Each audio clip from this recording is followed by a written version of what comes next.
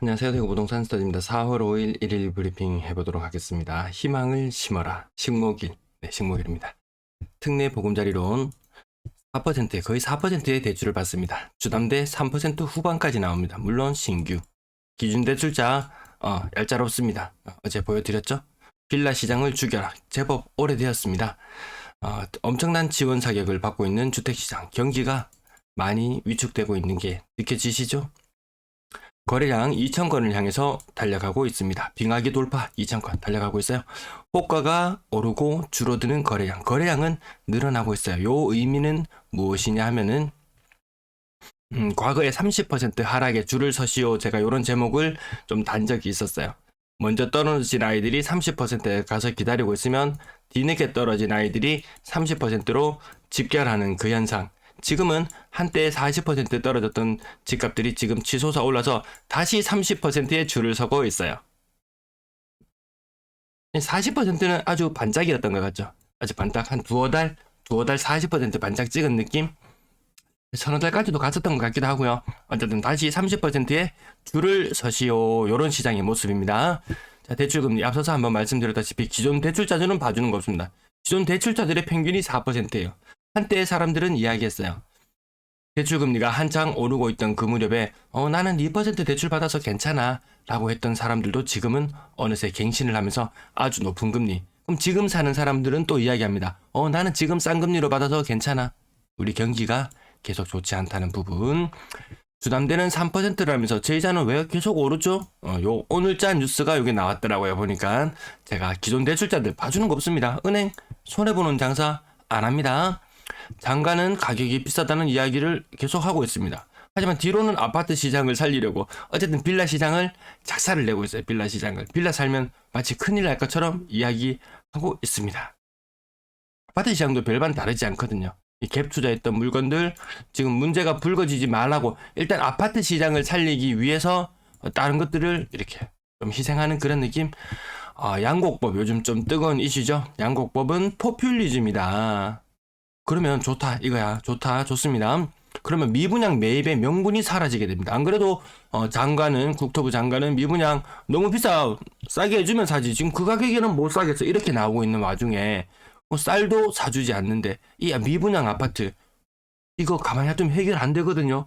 주변 시세 대비 30% 40% 분양권 가격이 미분양 낳는 물건이 주변 준신축 대비 30% 40% 비싼데 해결이 안 돼요.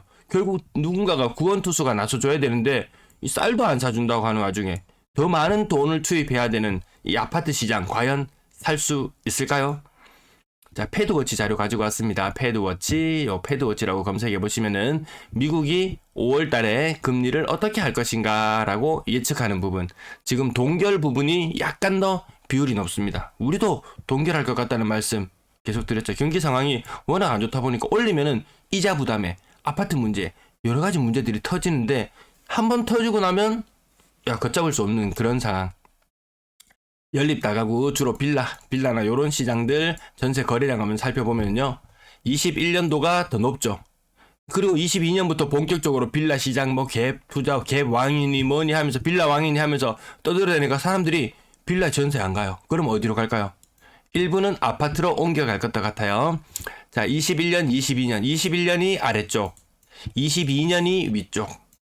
전세 거래량은 21년보다 22년이 상황이 조금 더 낫습니다. 다시 21, 2에 22였죠. 근데 빌라 시장은 21이 2, 22가 아래쪽입니다. 빌라 시장, 빌라 전세 시장 여기도 많이 얼어붙는 느낌이 들죠. 그럼 여기 빌라 살던 사람이 아파트로 이사 가려고 한다.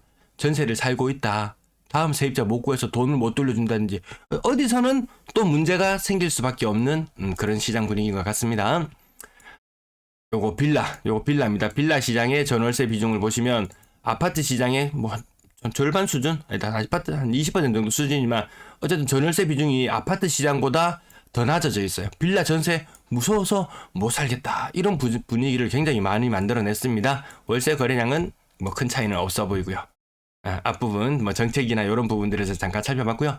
맥시멈 1600건이라고 했는데 이것은 특례를 가정했을 텐데 특례보다 더 낮은 신규 주담대가 나오니까 거래량은 나중에 추후에 조금 더 수정해야 될지도 모르겠습니다. 중고층은 여전히 30%의 줄을 서는 현상. 지금 줄을 선 이후에 향배가 지난번에는 줄을 섰다가 그 뚝이 아래쪽으로 무너져 내렸고 이번에는 다시 뚝을 쌓으면서 올라가고 있는데 30% 하락에서 과연 어느 쪽으로 방향을 틀지 이 늘어나는 매도 물량. 오늘 수요 공급 곡선을 한번 가지고 오려고 하다가 챙기지는 못했네요. 지난주보다 살짝 올라간 느낌. 변동성이 조금 커지고 있습니다. 변동성이 매도 물량 변동성이 조금 커지고 있다는 부분. 전세 물량 예측치는 뺐어요. 한 번씩은 참고로 보실 수 있게 올려드릴게요. 요 수치들 변화하는 모습이 조금 더 잘 드러나게 하기 위해서 일부 뺐습니다. 월세 물량도 변동폭이 커졌어요. 갑자기 느닷없이 월세 물량이 이렇게 커질 리가 없는데 특례 보금자리론을 받아서 기존 세입자를 내보내고 그리고 다시 이제 월세로 채워넣을 그런 거. 특례 보금자리론보다 월세 받으면 더 이득이거든요. 전체 임대 물량은 연초 대비 조금 늘어나 있는 모습, 거의 2만 건 정도 돼 가는 것 같고요. 거래량 97건, 오늘 제법 많은 편이었습니다. 야, 지금 4월 초잖아요. 4월 5일이에요. 4월 5일. 1372건의 거래량이었어요. 그러면 야, 3월의 거래량은 도대체 얼마나 되는 거야? 이제 4월 5일인데 라고 생각하면 지난 자료들을 활용하시면 됩니다. 여기 줄어들 걸 예상했는데 예측치는 나중에 조금 더 수정할게요. 특례 플러스 신규 주담대 3% 후반. 네, 요것이 같이 지금 총공격입니다. 지금 경기를 살리기 위해서 과거 정권들도 늘상 그래왔듯이 이 부동산 시장을 띄우는 것, 이것이 경제 성장률에 상당한 보탬이 되거든요. 자, 1372건의 거래량, 지난날 비슷한 날을 한번 살펴보시면은 1140건에서 1600건까지 대략 한 500건 정도 늘어났어요. 지금 요 거래량이 조금 더 많기 때문에 한 600건 정도까지 거래 신고가 된다면 2000건에 육박하는 거래량이 나올지도 모르겠어요. 다만 살짝 우려스러운 부분은 거래량이 좀 피크를 찍었다가 주간 거래량성으로 조금 감소하는 모습을 보여주고 있는 것. 지난주는 좀 작았는데 이번 주는 주간 거래량 한 400건 정도, 이 정도 나오는 흐름으로 다시 보시면 될 것 같습니다. 대형 평형 거래가 빵빵 터지고 있습니다. 요즘에 왜 팔지? 자, 상인자인은 25% 정도 빠져 7억 2천. 범어 동일 하이빌은 고점과 거의 변동 없는 모습. 이 고점이 거래가 조금 뜸했죠. 범어 에일리네트 신축 아파트 가격 한번 보시고요. CG 효성 100년가약 2단지 7억 5천. 조금 비싼 느낌? 10년 차에 신매동에 힐스테이트 황금동 가격 6억 7천. 거의 한 35% 정도의 저층, 약간 애매한 그런 거래 모습. 대형 평형 거래가 좀 띄엄띄엄 나오고 있습니다. 월성 푸르지오 대형 평형 고점 대비 30%의 중간층, 무난한 모습. 신규 거래 1편은 세상 범어, 워낙 이제 대단지 아파트들 거래가 띄엄띄엄 나오는데요. 이런 현상이 있어요. 제가 최근 4거래일 동안 아이파크 1, 2차 한 2500세대 되죠. 아이파크 1, 2차 최근 4거래일간 추적해보니까 84제곱미터 9평의 거래가 없었어요. 이렇게 거래가 많이 터지는데 없었어요. 왜 이런 현상이 나타나는지 생각해보면 아이파크는 한 40% 가까이 떨어졌다가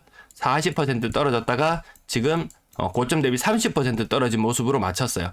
요 가격이 되어야지 거래가 좀 체결될 텐데 호가가 조금 더 올라가 있어요. 그래서 생각보다 거래가 뜸해졌네. 하락거래 많을 때는 아이파크가 선두를 달렸고 반등을 할 때도 아이파크가 선두를 달렸습니다. 이 편한 세상 범어도 워낙 대단지다 보니까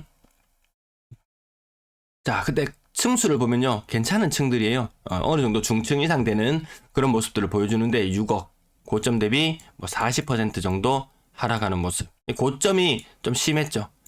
진짜 이 범어동 중에서도 학군지와 더 가까운 곳의 사람들은 여기를 또 안 끼워주려고 해요. 근데 여기는 또 같이 범어동 맞아요. 같이 범어동에 같이 끼어가려고 그러고, 그래서 가격이 조금 높게 형성되었던 것도 있었죠. 갑자기 많이 뛰어 올랐습니다. 층수가 조금 낮아지면 가격이 조금 더 빠지기도 하고요. 수성효성 해링턴 플레이스 층수가 낮은 거는 5억 살짝 넘어가는 모습도 보였었는데 층수가 높아지니까 35% 정도. 범어숲 화성파크 드림S 40% 정도 고점들. 아직도 40% 하락 있어요. 1편의 세상 범어 그렇게 6억 하면 엄청 좀 반등한 느낌인데 5억 중반대의 가격을 보니까 또 그렇게 뭐 많이 반등하지 않은 것 같은 느낌도 들고요. 세삥이 월성 3정 5억 5천, 층수 좋으면 5억 5천, 층수가 낮아지면 여기서 뭐 또 한 10% 정도 가격이 조금 떨어지기도 하고요. 수성 골드 클래스터 센텀 얘도 좀 불쌍한 아이죠. 여기 중동에 줄줄이 아파트 많이 있는 곳 중에서 워낙 입주하던 시기부터 전세 물량이 굉장히 많이 나와서 이 고점을 제대로 못 찍어봤어요. 이 인근에 있는 효성 해링턴 플레이스 중동 요것만 보더라도 가격이 좀 특화된 층이긴 하지만 좀 가격을 좀 받았었거든요.